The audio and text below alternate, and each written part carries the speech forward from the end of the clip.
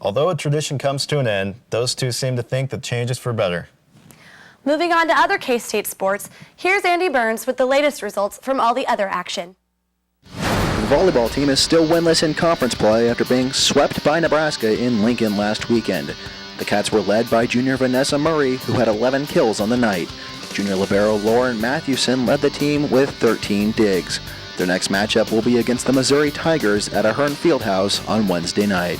The men's golf team finished tied for 5th place during the first day of the Firestone Invitational in Akron, Ohio. Senior Joe Ida leads the team after shooting 1 under par during the first day. In the second round, he shot 2 under par, which was the best round of any Wildcat during the first 2 rounds. The next team tournament is in New Mexico on October 26th and 27th. The rowing team's Sunflower Showdown was canceled this past weekend due to bad weather. The team's next meet will be on October 25th at Iowa City, Iowa. It seems like every K-State sport was out of town or canceled last weekend. Reporter Cody Bansimer takes us to Aggieville to see how Wildcat fans support their team from miles away. Game day is always a special day for Wildcat fans, but most importantly, away games. For those fans that can't make the trip, Aggieville provides them with a great place to come and watch the game. With K-State out of town, many fans who would be at a game now need a place to go. Matt Cox, manager of Kites, thinks that his place offers a great outlet. We cater to basically every K-State game we can, just because we are a K-State bar. Fans are great, so we try to get them in here and that kind of stuff and cater to them. But if that is not enough to persuade any Cat fan, Ale House is another great place as well, according to Brett Allred. Games are more or less just kind of a bonus. We've only been open for about a month, but some of the game against UCLA was really busy because I think it was a later game. The earlier televised games, we haven't been as busy yet, but we don't have food either. So if businesses like away games, then why do fans like to come to Aggieville? It's a fantastic bar, and it's just great. We wanted to see Take the dog, but Take wasn't here, and it's just a great place to come and watch football games. It's the best place to watch the game, and it's a lot of fun to be in Aggieville.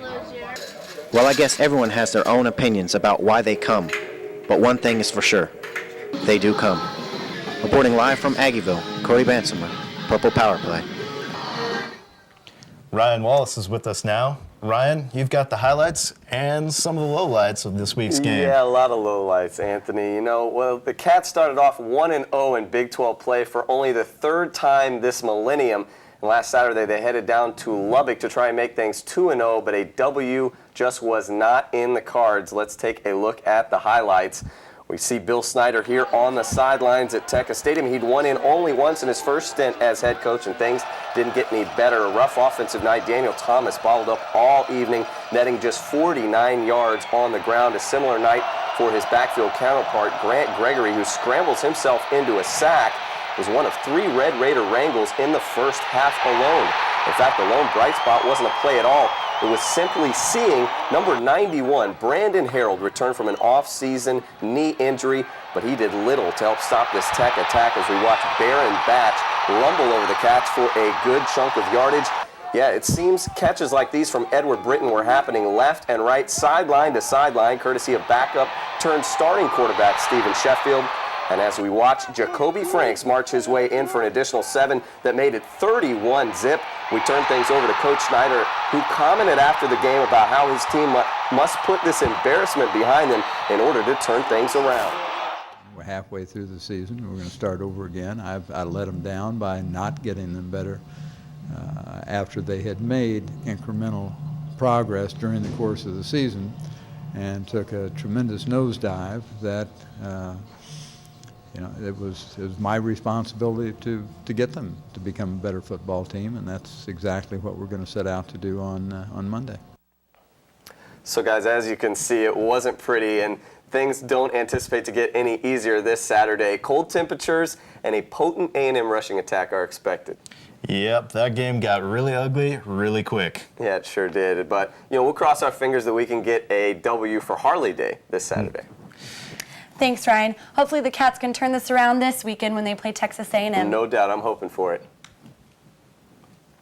Well, you saw the plays. Now let's take you around campus for students' reactions after last week's game. My thoughts is like it was a hard-fought game, I guess. You know, it just came up a little short. It looks like it's not like they made a lot of mistakes or anything.